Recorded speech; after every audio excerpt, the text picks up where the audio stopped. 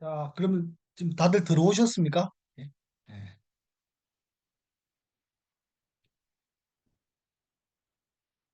자, 들어오신 걸로 알고 3시 17분이 됐기 때문에 이렇게 막 17분 딱딱 맞춰서 하는 거. 그런데 제 약속이니까 이렇게 지금부터는 질의응답하고 자유토론으로 4시 15분까지 4시 15분까지 3부 자유토론 질의응답 시작하도록 하겠습니다. 그러면 뭐 자유롭게 말 그대로 질의할 거나 뭐 아니면 자기 감상을 이야기해도 좋고 뭐라도 좋으니까 편안하게 이야기해 주시면 좋겠습니다. 예.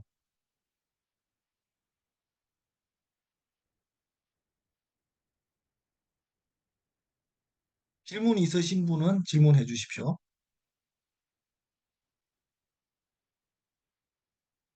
그럼 질문 생각하실 동안에 제가 미리 사전에 받았던 질문이 있어가지고 어, 우리 혜연 선생님께서 질문을 이렇게 3가지를 해주셨는데 혜연 선생님 지금 계신지 모르겠습니다. 계십니까 지금? 혜연 선생님? 첫 번째가 김영민 선생하고 김종철 선생의 일본론. 이게 이제 흥미롭다고 이렇게. 예. 그분들 김영민, 김종철 선생의 일본론을 통해서 뭘 하고자 했느냐 이런 말씀을 물어주셨는데 에, 그 질문이 뭐랄까 좀 정확한 뭔가를 포착하신 것 같아요. 왜냐하면 제가 이 글에서 굉장히 전체에서 가장 호의적인 어떤 입장과 태도를 보이고 이 서술한 분이 바로 김영민, 김종철 이 두 분이거든요. 이 두 분이 제가 아까 말했던 그 비대칭성을 넘어가지고 어떤 대칭성을 지향하는 어떤 그런 철학과 사상과 어떤 행동 이걸 보여줬던 분이 김영민하고 김종철 선생님이라고 생각되거든요. 그래서 그 김영민 선생님한테 일본은 뭐 김영민 선생님은 따로 무슨 일본 논을 쓰거나 책이나 이런 데가 없고요. 근데 여러 다양한 저서에서 여러 책에서 상당한 비중으로 일본에 대한 그 어떤 인상 평가, 인상 비평 이런 것들을 단순 인상 비평을 넣어서 인상 비평을 하고 있거든요. 그래서 다 보면 분량이 꽤 되고 그리고 나름의 어떤 프로로서의 자기 어떤 견해가 있는데 그걸 간단하게 말씀드리면 김영민 선생 같은 경우는 일본이 그 어떤 일상의 어떤 생활 기율을 보는 게 기율, 자기를 기율하는 거, 막 함부로 흐트러지고 이런 거 말고 그렇게 자기 일상을 단정하게 이렇게 에, 끌고 나가는 어떤 생활의 기율 이런 것들을 가장 잘 보여주는 그런 하나의 본보기다. 우리가 어떤 그런 스타일을 본보기로서의 스타일을 제공해 준다. 그래서 제목도 맹점이 아니라 그 스타일이었는데 근데 지금 한국에서 일본은 하나의 맹점이 되어 있는 거죠. 일본이라는 말만 붙으면은 뭔가 민족주의적 어떤 감정이 거기에 이게 집중되면서 대상을 합리적으로 또 정확하게 보지 못하게 만드는 오히려 뭔가를 보지 못하게 만드는 그 맹점이 되고 있는 거예요. 그래서 그걸 넣어서 가지고 결국 우리는 원수한테라도 배우는 게 좋지 않냐 이거죠. 배워야 되지 않냐. 배움의 대상으로 삼자. 그 중에서도 일상의 생활 기율을 배우자.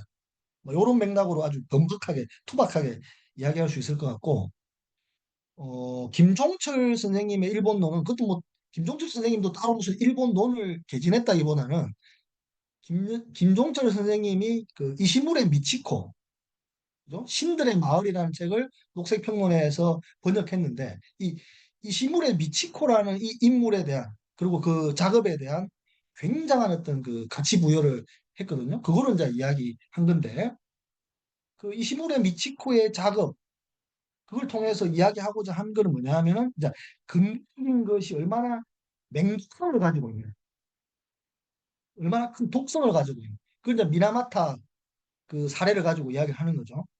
그리고 그 근대적인 것의 그 맹독성 그거를 극복하기 위한 하나의 대안이 뭐냐? 그거를 이제 이시무레 미치코 같은 경우는 그 일본의 어떤 민중적인 전통 속에 내재해 있는 그 생명력 이런 데서 찾으려고는 굉장히 뭐 상상적인 말이긴 합니다. 이건 왜냐하면 이 무술이기 때문에 이시무레 미치코의 그 신들의 마을은 럽보이면서 하나의 그 뭐 소설이라고도 볼 수 있고 되게 오묘한 전적으로 쓰지 않는 그런 아주 혼종적인 그런 그 그림 텍스트인데 그걸 통해서 어쨌든 그런 영감을 주는 거죠.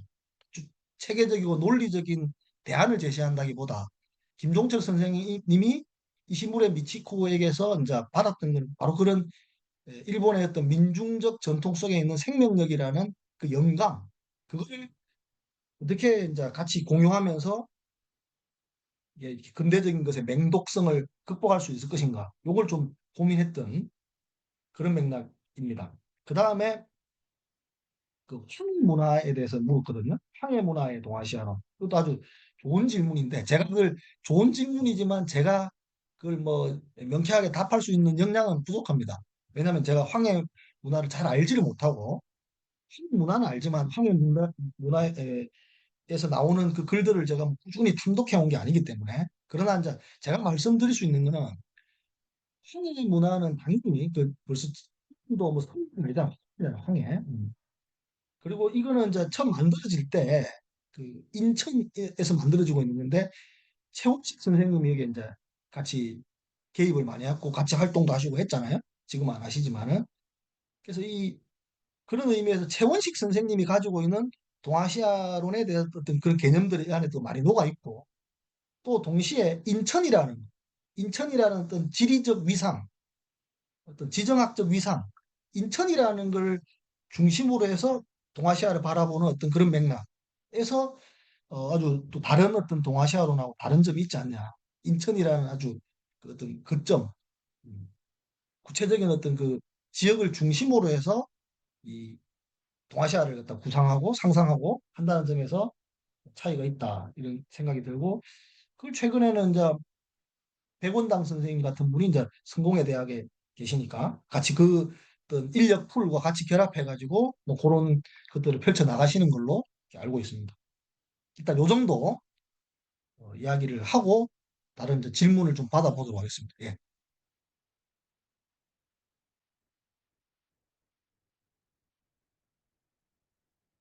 편하게 질문을 아무 응답이 없어요. 지금 이게 되고 있는지를 모르겠어요.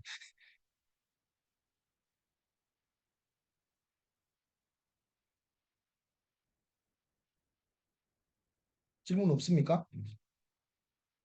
그럼 다시 한 번 더 그 사전 질문지를 가지고 뭐 영 질문이 없으면 이제 빨리 끝내도록 하겠습니다. 예. 에, 사전 질문지에 김휘 선생님께서 질문한 게 있었거든요. 그 포스트 식민 남성 엘리트의 한계를 성찰하는 그런 대안적 남성성의 서사나 담론이라는 게 있으면 좀 뭐 소개해달라 이런 이야기였어. 그러니까 여기서 이제 포스트 식민 남성 엘리트들의 한계를 비판했잖아요. 그럼 그거를 극복할 수 있는 대안적 남성성의 서사. 그럼 뭐 저는 이제 책에서 아까 김혜순의 여자 짐승 아시아학이 뭐 이런 예도 들었고요. 여러 가지 뭐 안병무의 성천댁 이런 거. 안병무 선생님은 여러분들 잘 아시겠지만 민중신학자잖아요. 그래서 어 제가 이제 이게 흥미로운 거는 뭐 김혜순 선생님이나 조한혜정이나 뭐 우리 현경 선생님이나 이런 어떤 쪽 말고 남성이 이렇게 이런 대안적 담론이랄까 만든 것 중에서 흥미로운 게 안병호 선생님의 선천댁입니다. 선천댁. 되게 일종의 선천댁은 자기 어머니를 선천댁으로 불리는데 그 어머니를 이제 객관화해가지고 일종의 자기 어머니에 대한 편견인데 그 객관화해서 이렇게 엄마라는 그런 어머니라는 그 모성성의 이데올로기로부터 거리를 두고 그 삶을 갖다가 이렇게 이, 그 자기가 갖고 있는 오클로스 민중이라는 어떤 하나의 그 어떤 이미지 그 가장 잘 구현하고 보여주는 사람으로서 그 자기 어머니를 이렇게 이야기하고 있는 거죠. 굉장히 어떤 그런 우리가 알고 있는 페미니즘 여러 담론들하고 좀 또 결이 다른 그런 아주 독특한 어, 이야기들을 좀 펼쳐 보이고 있어가지고 여러분들도 한번 읽어보셨으면 좋겠고, 이 안병 선생님의 부인도 유명하신 분이잖아요. 박영숙 선생님이라고. 그 또 하나의 문화에서 박영숙 이 편전도 나와 있거든요. 그 박영숙 선생님은 뭐 이렇게 여성 운동을 아주 활발하게 하셨던 분이기도 하고 환경 운동, 여성 환경 운동 이런 걸 아주 오랫동안 돌아가시기까지 전까지 치열하게 하셨던 분이고 그런 분입니다. 그래서 그 안병무 선생님이 쓴그 선천댁 그거 한번 읽어보시면 좋겠고 박영숙 그 평전도 한번 읽어보시면 좋겠고 그 다음에 또 하나 흥미로운 게 김지하의 그 수왕사라는 책이 있습니다. 수왕사. 이제 말 저작인데 김지하에 대해서도 제가 한 챕터를 따로 다루진 않았는데 한 챕터를 다룬 만큼 아주 여기저기서 김지하에 대한 이야기를 이 책에서는 많이 했습니다. 근데 이 김지하는 굉장히 문제적 인물이고 우리가 저는 뭐 함부로 김지하를 막그 말년의 그 혼미한 행보 때문에 이분을 막 함부로 이렇게 막 비난하고 하시는 분들도 많은데 뭐 저는 그렇게 보지 않고요. 굉장히 아주 문제적 인물이고 간단한 인물이 아닙니다. 그리고 많은 개진했던 그 담론이 바로 어떤 여성적인 것이었거든요. 여성적인. 그 수왕사라는 것도 수왕, 술이라는 것은 수는 물이죠. 왕은 뭐 왕이고요. 그러니까 수왕, 수는 이제 우리가 음과 양할 때 음적인 거를 이제 이야기하면서 다시 말해서 여성적인 걸 이야기하는 그런 담론이에요. 수왕. 여성적인 것이 이제 아주 그 부흥되는 그런 역사, 수왕사라는 말을 하거든요. 그래서 여성의 어떤 역사, 앞으로 그 우리가 나아가야 될 미래 역사는 수왕의 역사가 돼야 된다. 그거를 쫙 펼쳐내고 있는 이야기인데 아주 흥미로운 이야기가 많습니다. 근데 문제는 이게 뭐냐면 이분이 그 역학, 정력 또는 뭐 수리역학 이런 말을 쓰더라고요. 저는 역학에 대한 어떤 지식이 아주 일천하지만 근데 이분이 적합학이라는 어떤 그 뭐랄까 방법론을 가져와서 수항사의 어떤 그런 서사를 펼쳐내고 있는데 그게 굉장히 독학으로 빠지고 있다는 게 좀 문제입니다 이게. 수리역학이라서 그렇는지 뭐 알 수 없지만 어쨌든 이게 굉장히 흥미로운 상상력들을 유발하고 우리한테 되게 유익한 그런 뭐랄까 영감을 제공하는 거는 맞는데 뭔가 이 논리를 가져와서 이걸 너무 기계적으로 적용해가지고 얘기를 보면 좀 도덕적이다 이런 느낌을 많이 받아요. 그래서 이 부분이 안타깝고 이게 문년에 결국 이분이 수항사의 논리를 가지고 기회를 낸 게 박근혜잖아요. 박근혜를 지지하는 것도 바로 이제 현실 정치에서 박근혜를 지지하게 되는데 이상한 어떤 저는 그 도덕성의 문제라고 생각합니다. 그런 한계가 있었다 생각되고 아무튼 김지아의 수강사도 한계가 있지만 흥미롭게 다시 한번 이렇게 읽고 뭐 토론해 볼 만한 그런 텍스트가 아닌가 이렇게 생각이 됩니다. 예, 이 정도로 하고 여러분 질문을 들어보겠습니다. 우리가 질문해 주십시오. 예. 네, 선생님, 제가 손 강미선 들었는데, 선생님께서 손 드신 것 같습니다. 네. 먼저 아, 강미선 선생님, 예. 네, 선생님 책을 안 읽고 질문을 드려서 죄송한데요. 선생님께서 지금 하시는, 포스트 식민주 이후의 한국 남성들의 사고에 대해서 연구하신 것 같은데, 그것이 한계라고도 말씀하셨잖아요. 근데 그 한계는 어디서 오는 건지 선생님이 책에서 말씀해 주셨는지 잘 모르겠고요. 안 했다면 선생님이 그 한계는 왜 생긴 건지 알고 싶고요. 그 다음에 김우창 선생님 얘기도 하셨는데, 김우창 선생님도 포스트 식민지 이후의 남성의 사유로 대표되는 사람인지요? 그렇다면 김우창 선생님의 사유도 한계에 직면한 사유라고 보시는 건지 궁금합니다.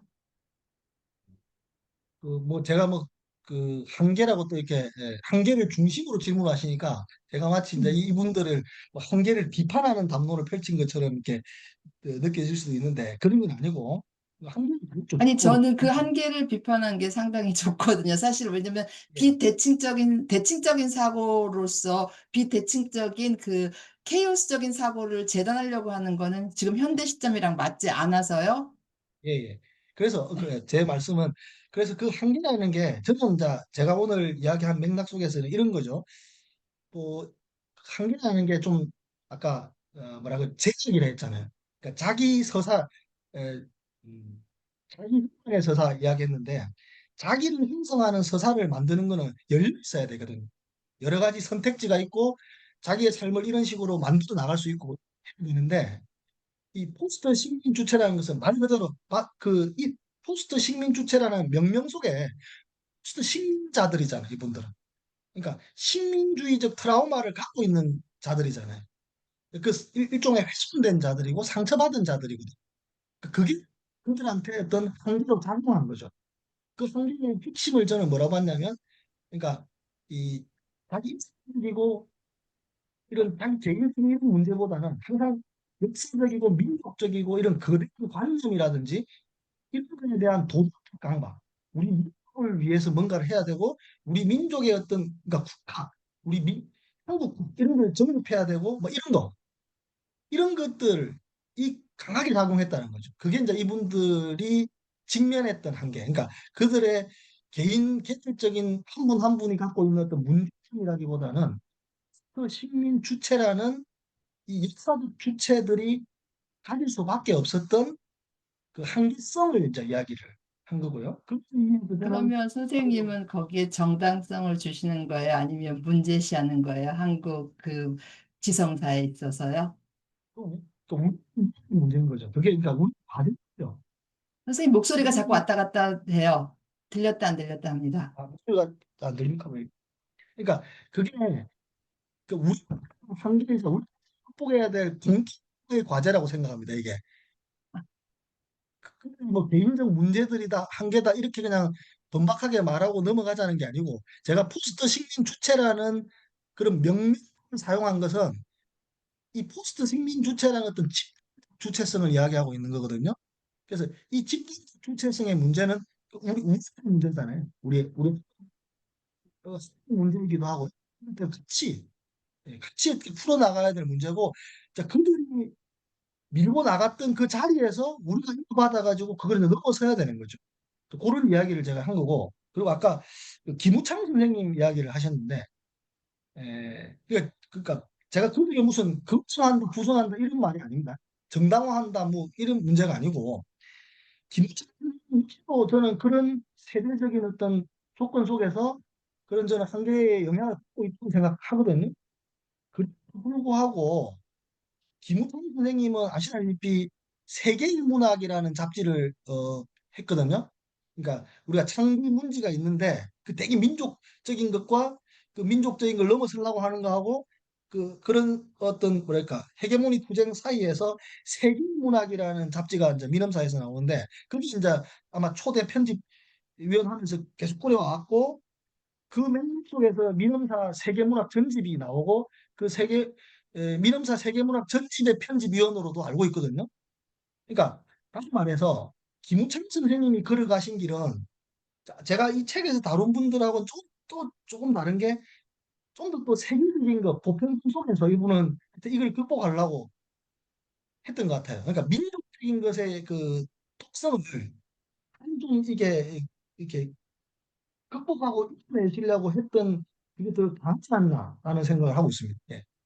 아, 네. 그 초반에 말씀하신 거랑 지금 말씀하신 거 좀 다르셔갖고 제가 초반에 말씀하신 건 그 민족적인 그 사유에 이렇게 막혀 있는 분으로 제가 소개를 선생님한테 들어갔고요. 그래서 지금 말씀드려 본 거고요.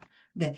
좀 이렇게 제가 영문학을 하는데 이게 약간 영문학 상황이랑 좀 비슷한 것 같은데요. 그 아일랜드에서도 민족문학이 항상 그 꽃을 피울 때 조이스는 거기에서 그 민족문학을 에 대한 우려를 하면서 자기 독자적인 노선을 타신 분이거든요. 분명히 한국에서도 이런 거대한 민족문학의 그 열기 속에서 이건 아니다라고 말씀하신 그런 문학가들이 분명히 또 있으실 것 같은데요.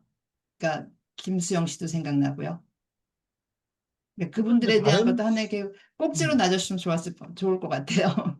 이건 전혀 다른 또 하나의 큰 주제고 어, 예를 들면 파스칼 카사노바가 세계문화공화국입니까? 그 책에서 보면 이제 제임스 조이스의 경우를 지금 제가 이야기한 맥락에서 보자면은 민족적인 것과 세계적인 것을 가장 성공적으로 아울러낸 아, 가장 네. 훌륭한 본부로서 제시하고 있거든요. 그러면 음, 과연 그건 이제 제가 김윤식 논에서 그 부분이 언급되어 있습니다. 그래서 그 비교를 하면서 김윤식은 실패했다고 본 거죠. 그 부분에서는. 그러니까 음, 김윤식도 음, 어떤 그런 어떤 문제의식을 갖고 있지만은 과연 그게 이제 우리나라 문학 속에서 제가 볼 때 제임스 조이스가 이룬 것만큼 저는 과연 저 영문학자도 아니기 때문에 제임스 조이스가 얼마만큼의 진짜 그 파스칼 카자노바가 말하는 민족적인 것과 세계적인 것을 아주 성공적으로 융합해서 표현했다라고 하는 걸 제가 학문적으로 이렇게 설명해낼 길은 제가 전 없습니다. 음, 파스칼 카자노바의 그 어떤 논리를 그 인정하면 음, 그게 속하는 한국 작가가 누가 있을까? 그거는 이제 저는 또 다른 문제로 생각해요. 그걸 음. 분명하는 문제는 제가 뭐 이렇게 이야기할 수 있는 게 아니고 아주 중요한 앞으로 우리 한국 문학 연구자들이 풀어나가야 될 굉장히 중요한 어떤 하나의 과제인 거죠. 그거는. 그러면 그냥 제가 그냥 초반에 제가 걱정스러운 말했던 건요. 음, 맥락하고 네. 후반에 뭐가 이렇게 어긋났다고 하는 점을 좀 정확하게 한번 말씀해 주시겠습니까? 초반에 김우성 선생님 얘기요? 아니, 제가 이렇게 논리를 펼치면서 초반에 이야기했던 거하고 그건 지금 김우창 선생님의 얘기였어요. 김우창 아, 선생님이 그 비대칭적인 사고에서 자기 사회를 만들면서 대칭적인 사고에 대해서 이렇게 안정화를 취하셨다고 하셨고, 지금은 이제 완전히 그쪽은 아니고 노력을 하셨던 분이라고 말씀하셔갖고, 그건 김우창 선생님에 대한 그걸로 말씀하셨고요. 선생님의 이런 연구가 좀 걱정스러운 건 단 하나예요. 그러니까는 그 민족적인 사유를 하는 것에 대해서 이렇게 많은 이 연구들이 혹시나 그들을 그 한계적인 상황들을 정당화시키는데 일조되는 건 아닌가라는 그 우려가 조금 있는 거예요. 그러니까 그 밖에 그 더 활발하고 그 민족적 사유를 넘어선 사유 속에서 우리가 지금 더 활발하게 열린 쪽으로 나가면 좋은데 자꾸 이렇게 그 민족적 사유를 대한 연구를 많이 하면서 그쪽에서 더 활발한 정당성이 조금 주어지는 것이 아닌가 좀 염려스러워서 드리는 말씀입니다. 민족적인 것을 정당화하자는 게 전혀 아니고 그래서 제일 종장에서도 K라는 유니버스를 이야기한 게 그러니까 K라는 배타적이고 자기 동일적인 어떤 그런 식의 민족주의적인 것을 우리가 옹호할 수는 없잖아요. 그죠? 그걸 벗어나야 된다는 그런데 K는 유니버스가 되어야 된다는 거죠. 그걸 제가 이야기하자는 거고 지금 이분들이 했던 작업은 특별히 허해진 제약 조건 속에서 네, 왜 서사를 만들어냈는가를 제가 있는 그대로의 사실대로 제가 이야기를 한 네, 거고 그리고 그들이 이렇게 했기 때문에 그 옳다 그르다 이 문제를 떠나서 우리로 계속 흘러가서는 안 되고 우리 스스로 지금 이런 만들어 나갔던 자기 형성의 그 과정, 창조의 과정, 서사 속에서 서사를 변형시키게 되는 거죠. 서사가 그 네. 우리의 나라를 지켜서 안 됐다는 거예요. 그래서 그들이 애써서 분투했지만 그 어떤 한계를 드러낸 그 지점에서 우리는 한계를 극복해 나가야 된다라는 이야기고 민족과 관련해서는 종장에서 제가 이야기하고 있는 부분이 바로 그 배타적인 어떤 그걸 넣어야 이야기. 일단 선생님, 그 정도로 하고 네, 책 안 읽고 질문한 거 양해 부탁드립니다. 죄송합니다. 예. 그리고 아까 권혜린 선생님께서 아까 이야기하시려고 했던 것 같은데 네. 지금 예. 사실 채팅창에도 질문 두 개가 올라와 있는데요. 예. 저는 이제 그냥 아까도 뭐 잠깐 소감을 발표해서 말씀드렸지만 이제 지금 각 이제 큰 소제목 각 장이 있고 거기 네 편씩 글들이 이제 수록돼 있는데 이제 어떤 이제 뭐 편집을 하거나 이 책을 내려가실 때 어떤 순서대로 어떻게 배치하시는 걸 고민했는지 또 그 과정을 조금 듣고 싶습니다. 이게 아까도 말씀드렸듯이 이것도 그러니까 제가 말했듯이 서사잖아요. 음, 하나의 그러니까 어떤 이 목차를 구성하고 제가 다루고 있는 많은 이제 이렇게 학자들이 있는데 이분들 어떤 순서로 배치하느냐가 하나의 서사거든요, 이것도. 음, 근데 이게 제가 아까 맨 처음에 이야기를 할 때 서두에서 말씀드렸듯이 연적으로 이런 연구를 해야지 하고 체계를 세우고 이렇게 풀어낸 책이 아니고 제가 그냥 어릴 때부터 공부했던 맥락 속에서 그 다음에 어떤 문제 의식이 생기고 문제의 덩어리가 만들어지고 하는 과정 속에서 이렇게 연구가 뭐랄까 말 그대로 창설됐습니다. 이게 형성됐는데 그 과정에 따라서 하다 보니까 그래서 맨 처음에는 목차를 없이 그냥 했다가 목차를 이제 책을 내는 과정에서 목차를 구성하는 과정이 힘들습니다. 그래서 뭔가 이게 체계가 없이 쓰여진 건데 이걸 나름대로는 또 체계를 이렇게 구성해야만 또 읽는 사람이 또 나름대로 이렇게 전달이 제대로 될 수 있기 때문에 그래서 약간의 제가 볼 때는 이게 정적으로 지는 형태는 아닌 것 같고요.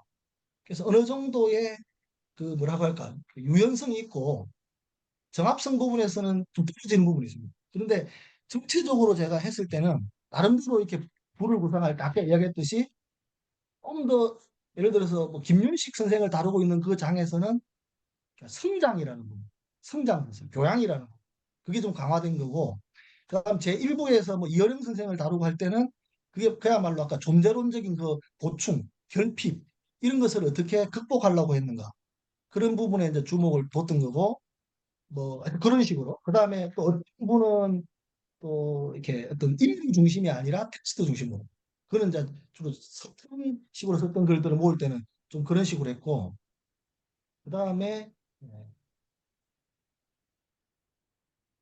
그다음 총체와 해체 같은 경우는 이제 어떤 정확하게 해체를 주장하면서 그분들이 총체성을 자꾸 구성해 나가면서 정체성에 대한 욕망 속에서 총체에 대한 논리를 구축하면서도 한편으로는 계속해서 이게 자기들을 막 이게 금뜨는 거야. 아니 이런 총체성의 구축이라는 것이 잘못하면은 전체적인 논리로 이거죠. 아주 일반화된 어떤 너무 전체주의적이고 빡빡한 논리로 나아갈 수 있기 때문에 그래서 끊임없이 그 해체에 대한 논리를 가져와요. 그런 어떤 긴장감 이런 걸 다룬 부분이 이제 조동일 선생이나 배경서 선생이나 그런 거 나름대로 어떤 그런 기준을 갖고 이렇게 정리를 해봤습니다. 네, 답변 감사합니다. 네, 채팅창에 질문 2개 올라와 있어서 답변해 주시면 될 것 같습니다. 채팅창에 지금 찢어가지고 엄청 일단 바티모의 근대성의 종말은 제가 읽어보지는 않았기 때문에 근래에 내가 이 헌책방에서 구매했는데 아직 읽어보지는 않았습니다. 이게. 네, 그래서 이거 지금 어떤 분이 했는지 모르겠는데 이걸 좀 말로 설명해 주시면 안 될지 질문을.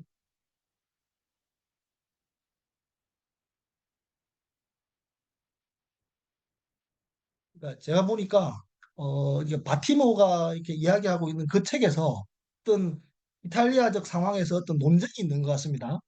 그 논쟁 상황과 이제 이게 우리 한국의 어떤 제 책에서 다루고 있는 어떤 그런 맥락, 이탈리아의 이 논쟁 맥락을 이제 책의 입장에서 어떻게 평가하실지 궁금합니다. 이렇게 했는데, 그건 제가 그 일단 그쪽에 그 논쟁을 모르고 있기 때문에 제가 지금 답을 하기가 어려울 것 같습니다. 그걸 그 논쟁을 저한테 주시면 제가 답을 할 수 있을 것 같은데 지금 이렇게 서둘러서 봐갖고는 잘 안 들어오네요. 이게 내용이.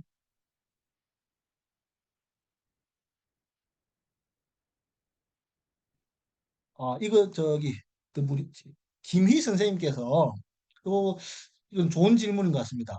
하나의 서술 모델을 적용하면서 불가피하게 배제되는 것들, 그 안에 포함될 수 있는 어떤 연속적인 계기들, 단초들, 현재성에 대한 어떤 종의 삭감, 축소, 편집 과정들에 대한 선생님의 생각을 듣고 싶습니다. 이게 했는데 이런 문제를 다루고 있는 게 그 이병 선생의 텍스트를 다룬 부분이에요. 그래서 제가 이병 텍스트를 다루면서 맨 앞부분을 뭘로 이야기를 하냐면은 황정은의 그 소설로 이야기를 풀어나가고 있습니다. 그러니까 황정은의 그 소설이 블룸스데이라고 해가지고 아까 제임스 조이스 그 기념하는 날 자기가 어떻게 우연하게 무슨 표를 끊어가지고 우발적인 여행을 떠나게 돼가지고 뭐 자기가 죽게 되는 황당하고 우발적인 그 경험들을 그냥 쓴 거예요. 말 그대로 그건 우발성의 서사거든요. 그 일종의 여행기인데 그 여행 서사인데 황정이 소설이라는 형태로 쓴 그 여행의 서사는 우발성의 서사입니다. 계획되지 않은 그 기록기가 말하는 관광 전혀 내가 예상하지도 계획하지도 않았는데 그냥 막 돌아다니다 보니까 어떤 것을 알게 되고 경험하게 되고 겪게 되는 오배송의 어떤 경험을 하게 되는 그거죠. 그 다룬 게 이제 그 우발성의 서사 그걸 다룬 게 황정은인데 이제 지금 그 이병환 선생님이 3부작으로 쓴 유라시아 기행 3부작은 방대서사인데 그 방대한 그 이야기를 펼치면서 뭐 이런저런 다양한 경험들을 이야기하고 하는데 그게 알고 보니까 서사적으로 너무 정돈된 그 기승전결의 서사로 정합적으로 짜여져 있더라. 이거를 비교하면서 비판한 거거든요. 그런 문제를 저는 이제 그렇게 그래서 당신이 주장하는 것은 사실은 그 구체적 경험을 갖다가 오히려 그 국민적으로 이렇게 치환하면서 이게 너무 이렇게 뭐랄까 적극적으로 변질시켜 버린 것이다. 그래서 자기 그 살아있는 경험들을 오히려 그대로 서로 만들면서 하는 게 아니라 더 무시한 것이다. 이런 관점에서 약간 비판적으로 읽어낸 겁니다. 그 김희 선생님의 질문에 대답이 됐는지 모르겠습니다. 어쨌든 이런 문제의식을 아주 중요하게 저도 생각하고 있습니다. 정합적인 서사와 그 서사의 정합성을 깨뜨리면서 그 우발적인 어떤 그런 사건의 어떤 그런 사건들을 풀어낼 수 있는 서사 그런 문제에 대한 저도 아주 중요하게 생각하고 있습니다. 예. 또 다른 분 질문 있으면 해주십시오.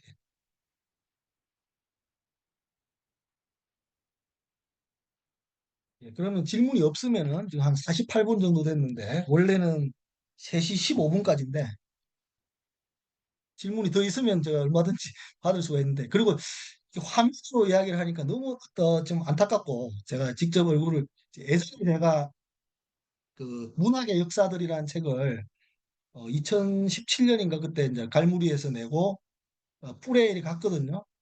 그래서 참 설레는 마음으로 이렇게 부산에서 거기 올라가는 길은 되게 멀고도 험합니다. 여기 가가지고 아침 저녁에 아마 오후에 행사가 있었는데 일찍 가가지고 막 이렇게 그 돌아다녔던 기억이 있어요. 막 그러니까 돌아다니다 보니까 그 저 종로들인가 막 이렇게 돌아다녔는데 그 중에서 송고택이 있더라고요. 그 정확 어디 있는지 모르겠는데 아무 그냥 제가 찾아본 게 아니고 가다 보니까 송석화 고택이 있었는데 그 송석화 고택이 뭐냐면 제가 인터넷에서 조론을 쓰면서 조론 선생이 원래는 프랑스 문학을 전공한 불문학도 있고 프랑스 공주주의시를 설립했던 분이고 또 그 프랑스의 그런 그 초현실주의적인 그림이라든지 회화 이런 걸 아주 좋아했던 분입니다. 그래서 그런 걸로 유럽을 추진했던 젊은이였는데 이분이 학으로 국문학으로 돌아오는 아주 핵심적인 계기가 된 게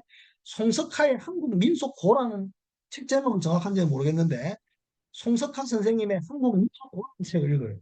그걸 읽고 지금 내가 지금 뭘 하고 있나 뭘 해야 될 것인가 방향 전환을 가져왔던 책이라고 하거든요. 그 이제 본인의 어떤 그 회고에 따르면은.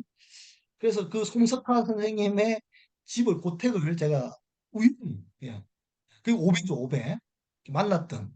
그래서 직접 제가 여러분들을 이렇게 만난다라는 거 현장에서 그리고 제가 그게 현장에 갔더니 예전에 이제 제 수업을 들었던 우리 학생들 중에 이제 서울에 취업해서 이렇게 살고 있는 학생들이 그 친구들이 있는데 그 친구들이 어떻게 뭐 제가 와서 그 저자와의 만남을 한다는 걸 알고 참여했더라고요. 그런 것도 아주 반가운 만남이에요. 그래서 우리가 지금 이렇게 이제 온라인을 통해 가지고 줌으로 해서 굉장히 편리하고 지금 에어컨 틀고 편하게 앉아가지고 이렇게 서울까지 안 가고 비용이나 시간을 줄이고 편리하게 할 수 있는 이점은 있는데 그 많은 어떤 제가 직접 몸을 불편하게 움직이고 성가심을 감수하면서 그 갔을 때 얻을 수 있는 또 많은 것들 그리고 여러분들의 얼굴과 목소리를 육성으로 직접 듣고 이렇게 얼굴을 보면서 나눌 수 있는 그 감각들을 공유하지 못하는 아쉬움은 굉장히 크고 다음에라도 혹시라도 그런 기회가 있다면 저는 뭐 기꺼이 멀지만 갈 생각이 있습니다. 그래서 어쨌든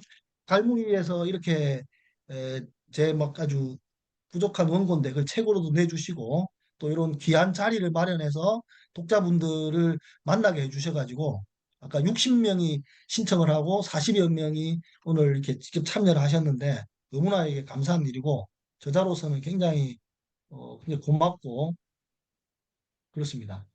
그래서 긴 시간을 또 같이 이렇게 참여해 주셔서 너무 고맙고 그럼 오늘 행사는 이걸로 마치도록 하겠습니다. 긴 이야기 들어주셔서 고맙습니다. 예, 고맙습니다. 마치겠습니다. 감사합니다.